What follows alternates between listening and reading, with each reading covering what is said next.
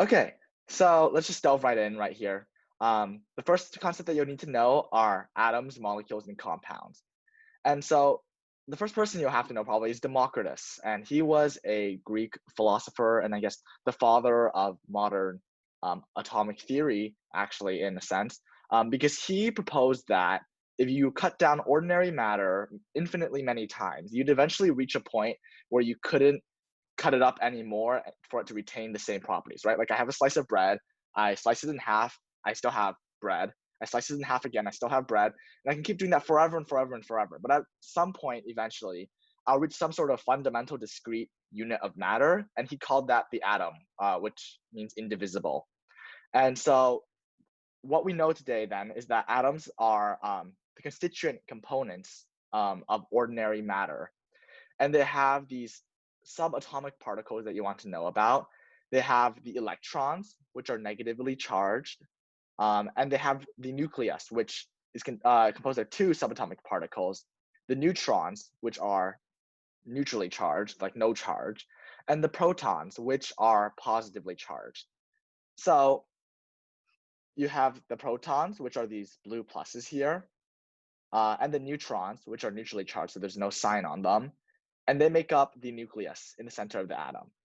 And you also have these electrons that are kind of orbiting around the area of the atom. So notice that they're not inside of the nucleus. Actually, because these are negatively charged subatomic particles, they are attracted to the positively charged nucleus. So that's what keeps them in this circular orbit instead of just flying off in some tangential direction. And then so there are many different types of atoms. We're going to go over that in the periodic table, many different elements. And if you put two or more atoms together, so if you have this atom and you put another atom with it, you form a molecule. And if you put two different types of atoms together, two or more different types of atoms together, you form a compound. So a molecule is two or more atoms bonded together, and a compound is two or more atoms of different elements bonded together. So when I have an atom of oxygen bonded to an atom of oxygen, I have an O2 molecule, oxygen molecule. But I cannot call it an oxygen compound because it has two or more atoms of the same element bonded together. However, if I had an atom of carbon bonded to two atoms of oxygen, I would get carbon dioxide, CO2, and that qualifies as a compound because it contains two or more atoms of different elements, carbon and oxygen, bonded together.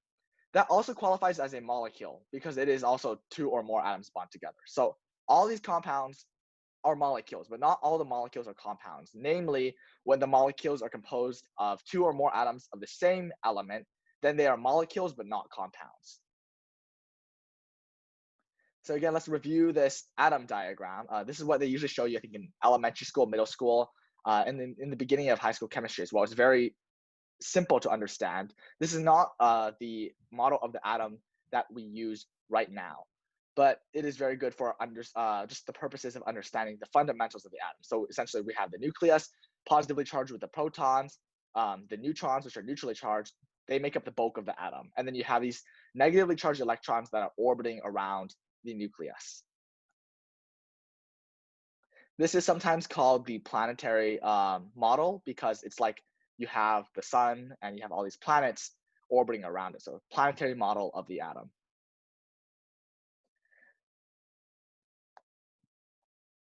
Next, we're going to be talking about moles, which are an amount of substance. So now that we know that we have these atoms, right? This is one atom. If I had another one, I'd have two atoms. But these atoms are all really, really, really small. Like I can't see an atom, you can't see an atom. We probably can't even see two atoms or three atoms or four atoms. And so here what we have is we want to have some sort of standard unit of substance, not mass necessarily, not volume, but just substance. So we define a mole, a unit of substance, as 6.022 times 10 to the 23 amounts of some sort of elementary particle. And so in 1 mole of oxygen atoms, you have 6.022 times 10 to the 3 atoms. In 1 mole of oxygen molecules, you have 6.022 times 10 to the 3 molecules. So it doesn't matter what actual unit of substance it is. A mole is just a unit for an amount of substance based on a number of particles. So these particles could be, atoms, they could be molecules, they could be ions. But whenever you see a mole, that is 6.022 times 10 to the 23 amount of that particle. And previously, this was defined based on the number of atoms in 12 grams of the most common form of carbon that we see, carbon 12. So 1/12 of an atom, 1/12 of 12, let me repeat that again. 1 gram of carbon 12, right? And here we have 12 grams of carbon 12. So 12 grams of carbon 12 was defined to have 6.022 times 10 to the 3 particles, 10 to the 23 atoms of carbon 12 in this case.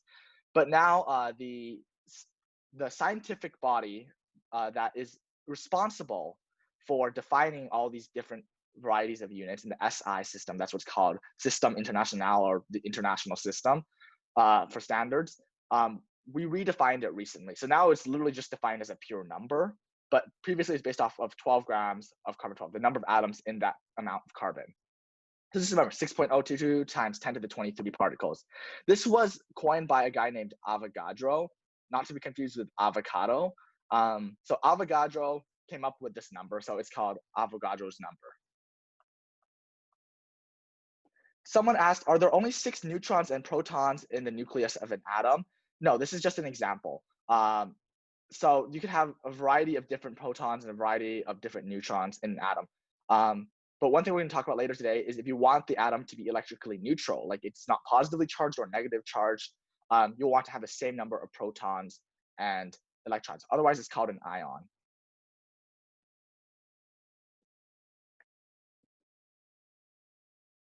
Okay, so now we're going to be talking about the periodic table. So I think most of you have seen the periodic table before.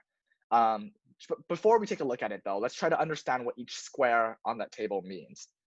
So we have like a square that represents an element, right? An element has like certain fundamental properties. So this element, it has the bottom left here, the number of protons in the atom is its atomic number. For example, carbon always has 6 protons. That's its atomic number. Any atom that has 6 protons is carbon. If it has 7 protons, it's not carbon. If it has 5 protons, it's not carbon. It has to have 6 protons. So this is the atomic number, and that's what defines the element, its number of protons. Now, remember that in the nucleus, we had not only protons, but also neutrons. So while all atoms with 6 carbons or 6 protons are carbons, it can also have different number of neutrons. So it can have 6 neutrons, that would be 6 plus 6 equals 12. Then it have atomic mass of 12. It could have, a different number of neutrons. It could have 7 neutrons, 8 neutrons, and then the atomic mass number would change then because you'd have a different number of neutrons but the same number of protons. That's its atomic mass number. And what you'll see on the periodic table most of the time is either its most common atomic mass number. For example, normally carbon has 6 protons, or most frequently, carbon has 6 protons and 6 neutrons. So you'd see it with an atomic mass number of 12. And sometimes periodic tables will actually do a weighted average. So not all the carbons in nature have 6 protons and 6 neutrons. They're a very, very small percentage that might have, 8 neutrons and be called carbon 14. And so you're going to take the weighted average of all the atomic mass numbers, and then you'll get like 12.000 something. So it'll be like not an exact integer like 12, but it'll show you the weighted average of the atomic mass number based off of how common each of the isotopes are. And the isotope is what we call this phenomenon. So you have the same number of protons or the same atomic number that defines the atom, like carbon, 6 protons in carbon. But you can have a different number of neutrons, and so a different mass number. And so different forms of carbon with different mass numbers are called isotopes of carbon. They just have different numbers of neutrons and different number of mass numbers, but they're all carbon and they all have 6 protons.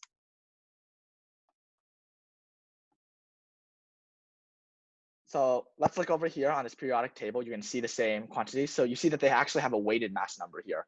So hydrogen is not 1, right? Hydrogen is 1.00794.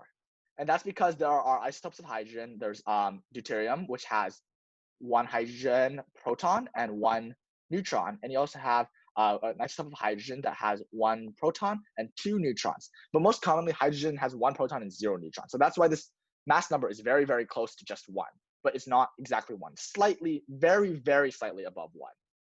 Same thing for all the other elements you'll notice here, right? You'll see like carbon, again, is not exactly 12 here, it's 12.0107.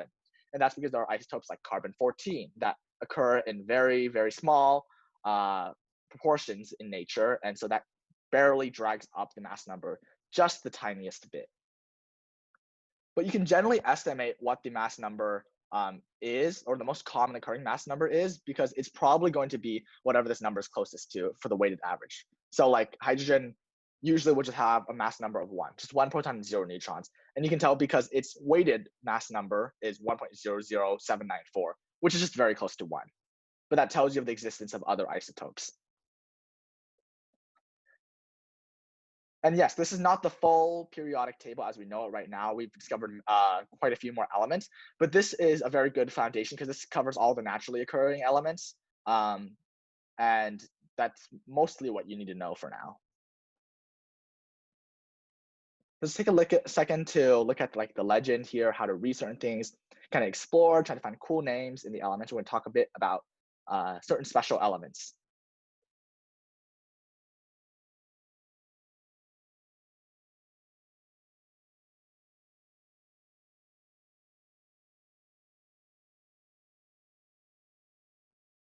Okay, someone had a great question. They said, what is the mass number? Why are some of them inside parentheses here? So most of the atoms past like, where is it? You'll see starting from past uranium here, generally they start becoming all like these parentheses numbers. So most of these elements don't naturally occur in the universe, or they occur in such tiny proportions in the universe or on Earth that most of our supply and quantity is like man-made. And you'll notice most of them happen after the uranium here, right? But some of them, if I can find technetium, it's like 43, I want to say, has that same phenomenon. And also astatine over here has the same phenomenon. And so these ones are like very, very trace in Earth. We generally don't see them in nature very much. And we synthesize far, far more than what we discover naturally. So these are kind of just like more prediction level kind of quantities. Or just remember, because we're taking a weighted average, but it just, this element just occurs at such small quantities. So we put it in parentheses, the mass number over here. Okay, and now we're gonna be talking a bit about the periodic table in general. So first question, a lot of people are asking, what are the UU blahs? So like, you see all of these say UU something. Those were unnamed elements at the time of this periodic table. And so when you see UU, just know that this element was like discovered, but they didn't come up with a name for it yet. These elements actually all have names now. They were named like 1 or 2 or 3 years ago. And so they're not called, you know, uniseptium or unooctium anymore. They have actual names, but these are just placeholder names. Okay, so now let's talk first about the states of matter. So most of you guys know that there are 3 general states of matter in chemistry we talk about. I know that there's a 4th, plasma, and there are also other forms like Bose-Einstein condensate, but the 3 that we really are just talking about today, solid, liquid, and gas. So if it's in black, it's solid, the text. If it's in blue, it's a liquid, and if it's red, it's a gas. So you see hydrogen's a gas, right? We all know oxygen is a gas because we're breathing it in. Helium is a gas. These ones are all gases, actually. In fact, this is a special group called the noble gases. So let's define that really quickly. Periodic table. So you'll see that we have a bunch of different rows here. They're called periods because they have properties that tend to reoccur. So, you know, lithium has similar properties to sodium, has similar properties to potassium, has similar properties to rubidium, and they occupy that same position every single row when this pattern of characteristics are reoccurring. Those are periods. So that's why it's a periodic table, because these properties repeat periodically. On the vertical column, right, we said that, you know, lithium has similar properties as sodium, as potassium. We call this a group. So the vertical columns are groups. And they share very similar properties in each of the groups. And the repeating unit is the period, the horizontal rows. So there are some important groups that you'll need to know. The first one we'll cover is just the noble gases. First of all, notice that all of them are gases. So that's why we call them the noble gases. And the special property of noble gases is that they tend not to react with other elements. So you might know that, for example, when we have like sodium and chlorine together, and they can form together to make sodium chloride. They'll react together. A lot of these elements will react together. But noble gases, sometimes they're called inert gases because they tend not to react together. I say tend not to. That's an important distinction. I think when we first named noble gases, we said that they just did not react with other elements. But now we know that actually sometimes they will react with other elements, just it's not very common. So they tend not to react with other elements. However, their neighbors here in group 17, they're called the halogens, tend to react with like most things. They're very reactive elements over here. They like to combine. So is group 1. They're very reactive elements. They like to combine with other things. And in general, as you get to these edges here, like group 17, group 1, they're very reactive. And as you head towards the middle of those two, you'll get less and less reactive. So group 2, so I forgot to name, group 1 is called the alkali metals. Group 17 is called the halogens or salt formers. Halogen means salt former, and that's because these group 17 elements will tend to form salts during chemical reactions. And then, okay, so and you move on to group 2, which is slightly less reactive than group 1. These are the alkali earth metals. And group 16, sometimes they call them the chalcogens. This is mainly just defined by oxygen here. And then here, starting from here, you just have a bunch of metals. Other important groups here you want to know on the right, sometimes nitrogen, this group that's headed by nitrogen, group 15 is called the pnictogens. And so you have these properties here. And then these two tend to be metalloids, a lot of them in here. Not everything here is a metalloid. You'll see which ones are metalloids. And you have this block here that is the transition metals. So, but the important groups that they like to test are really just the noble gases, the halogens, and the alkali metals, and to a lesser extent, the alkaline earth metals. So just know the names of those groups and which elements tend to occur in them. When we're going to talk about why the halogens and the alkali metals tend to react with things and why the noble gases tend not to. And yes, notice that there are very unique circumstances here. Lots of solids, definitely. You'll notice that as things get heavier, they tend to get solid. The halogens are a very good example, right? They started as a gas, then they turn into a liquid, and then they turn into solids, and everything's a solid starting from iodine. And so the lighter, the gaseous elements tend to be up higher on the periodic table, and the solid elements tend to be more towards the bottom of the periodic table. There are only 2 liquid elements, bromine and mercury. Just know that. And you'll see the gaseous elements over here. And there are few enough of them that you can probably memorize them as well. Everything else is a solid. And when I say that they're solid, liquid, or gas, I mean at room temperature, right? So at room temperature, this is what state of matter they're normally in.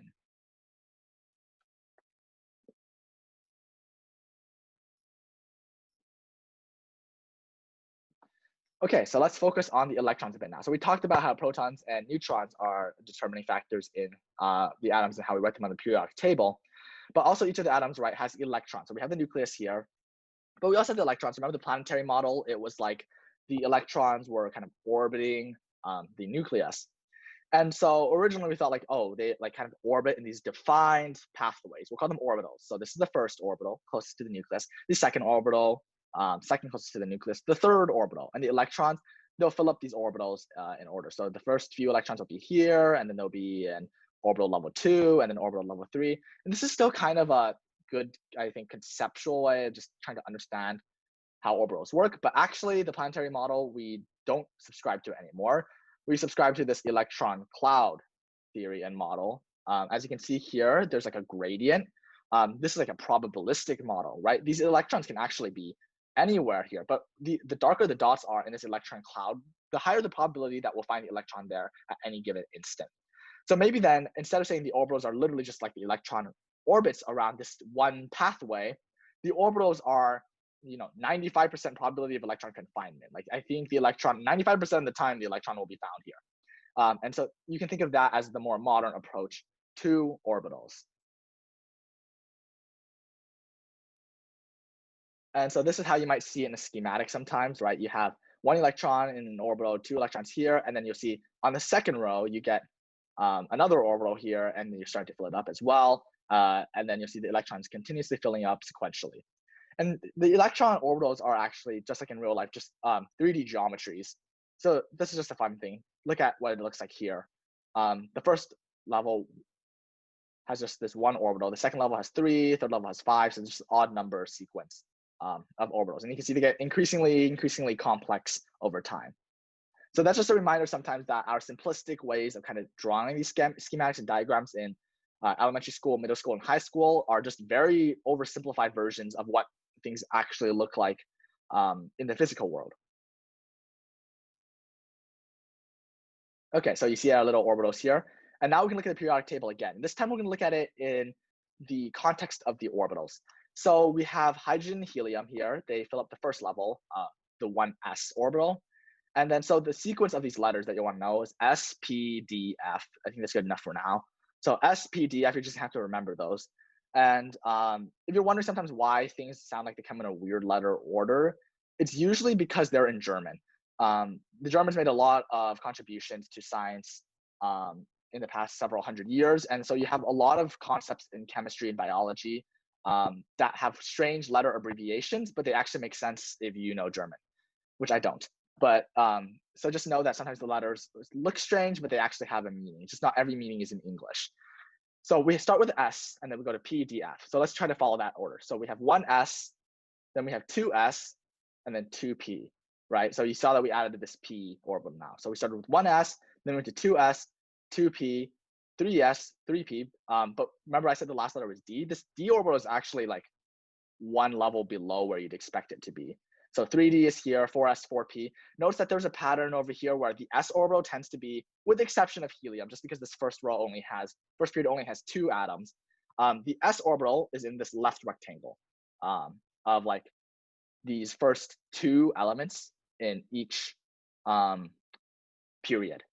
So these are the s's. This is the s block, we call it. This is the p block. So the atoms in the p block fill up, their electrons fill up in the p orbitals. This is the D block, which in the transition metals, and these fill up, the electrons fill up in the D orbitals. And then we kind of talked about these other groups. There's also an F block. That's much later on. But generally, you're not asked about it during science bowl just because you can see these atoms tend to have very high atomic numbers and a lot of electrons.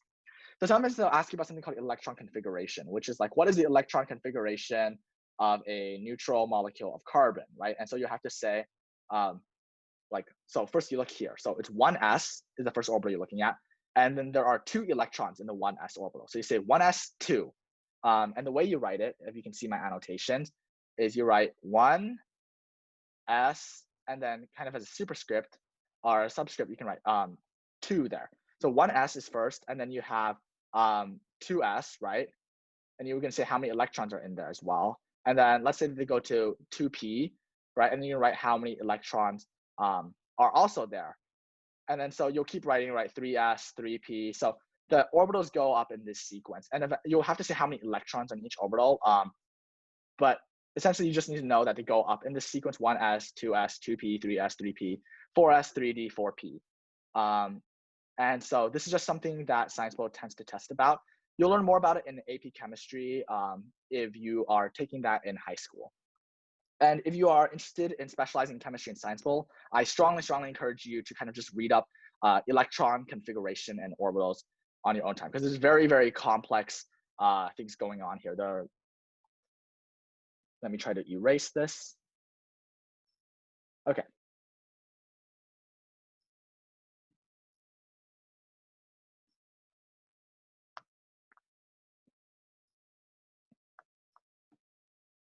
Okay, so the next concept that we're going to talk about today is bonding.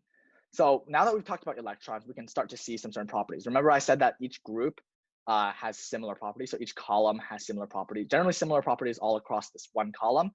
Well, that's because they have the same electron configuration you see now, right? They have this one electron in the s orbital that is just sticking out.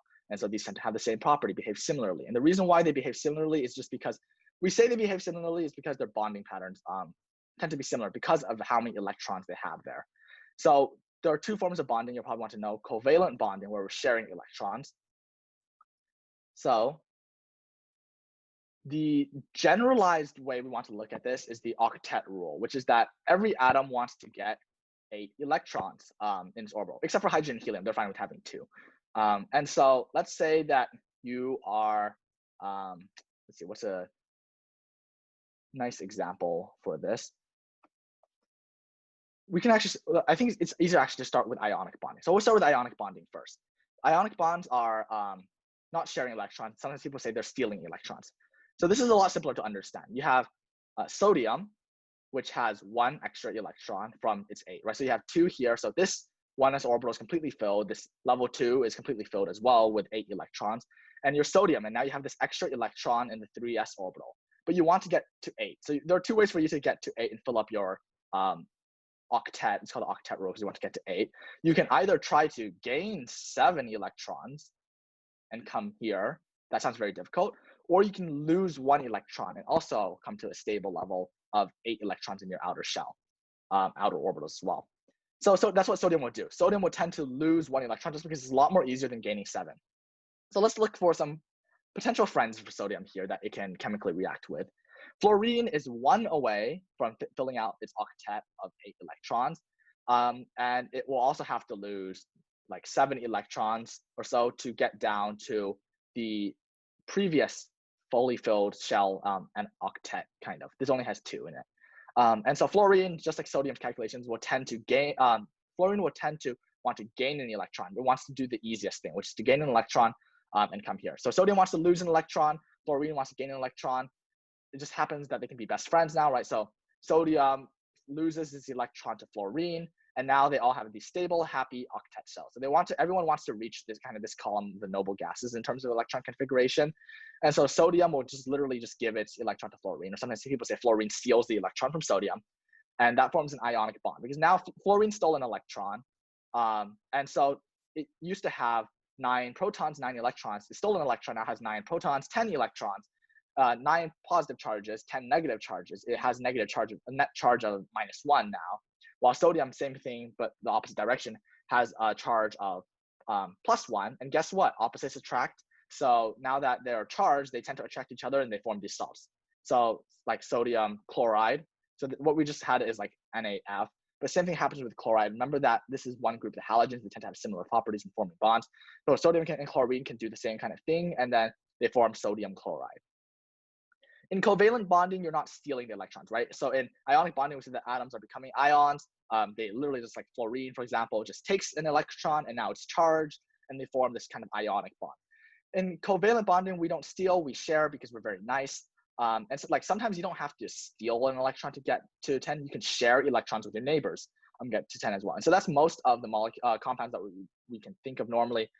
Carbon dioxide, oxygen.